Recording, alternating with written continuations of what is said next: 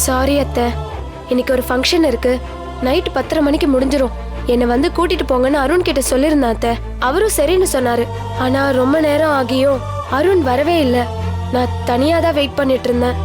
அப்போ எங்க hotel owner தான் அவரோட கார்ல என்னை டிராப் பண்ணாரு.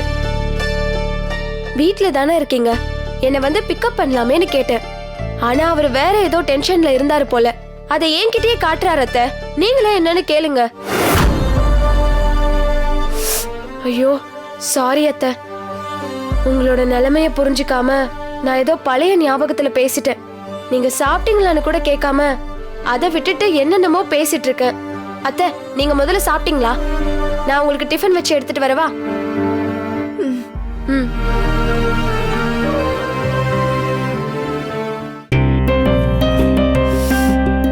அச்சச்சோ, சாப்பிடுறதுக்கு முன்னாடி அத்தைக்கு மாத்திரை கொடுக்கணுமே. டென்ஷன்ல அதையும் மறந்துட்டேன்.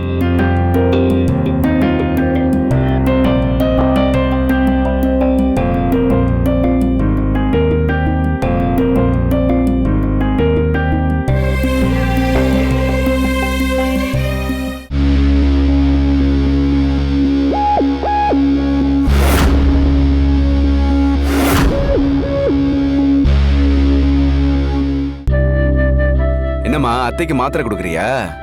என்கிட்ட கொடுமா, நான் கொடுக்குறேன். நீ உள்ள போய் சமையல் வேலையை பாரு. எனக்கும் பசி எடுக்குதுமா. சீக்கிரமா சமையல் வேலையை முடிச்சா எல்லாருமா ஒன்னா சேர்ந்து சாப்பிடலாம். சரிங்க மாமா.